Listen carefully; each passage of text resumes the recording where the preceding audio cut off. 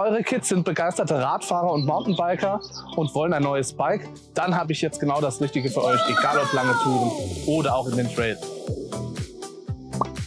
Hi, ich bin's Micha vom Dürr E-Bike Shop. Sind eure Kids aktuell auf der Suche nach einem neuen Bike, egal ob lange Touren oder bereits im Trail unterwegs? Dann bleibt unbedingt dran, denn ich stelle euch heute das Nalu Mountain Shack vor. Die Firma Nalu spezialisiert auf die Herstellung von Kinderbikes, ansässig in der Schweiz. Und jetzt stellt ihr euch mit Sicherheit gleich die Frage, warum brauche ich einen Hersteller, der sich auf Kinderbikes spezialisiert hat?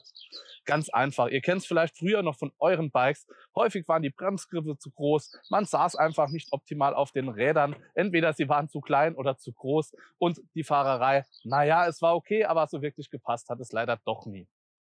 Nalu hat dieses Bike, ein vollgefedertes Mountainbike, letztes Jahr auf den Markt gebracht. Es handelt sich hierbei um ein 24 Zoll Mountainbike. Das heißt, eure Kids bereits ab dem Alter von 6,5 Jahren, ab einer Körpergröße von etwa 1,20 Meter können dieses Mountainbike fahren. Jetzt hat sich Nalu tatsächlich dieser Sache angenommen und das auch sehr ernst genommen, die gesamte Geometrie und Kinematik einfach auf eure Kids abzustimmen.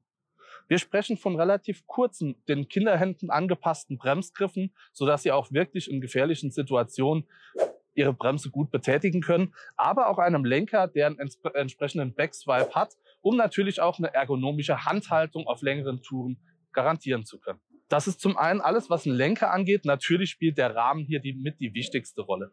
Ich habe einen sehr niedrig gezogen, nach unten gezogenen Rahmen. Ihr seht schon ganz niedrig angeordnetes Tretlager, eine kurze Kurbel von 149 mm, um einfach einen sehr guten Q-Faktor erreichen zu können. Der nächste Punkt ist, beim vollgefederten Rad, ich brauche natürlich auch wirklich einen relativ kurzen Radstand bei 120 mm, um natürlich auch im Trail, dass die Kids hier einfach sicher unterwegs sein können. Und das können sie denn auch auf längeren Touren. Das Rad kommt mit einer 11-Gang Shimano Deore-Schaltung, sodass die Kids wirklich auch auf längeren Touren bei Anstiegen einfach den richtigen Gang wählen können. Ihr seht schon, der Platz hier vorne reicht natürlich aus bei längeren Touren. Die Kids sind häufig durstig. Ich bekomme hier tatsächlich eine Trinkflasche von etwa 350 Milliliter problemlos in dieses Rad rein.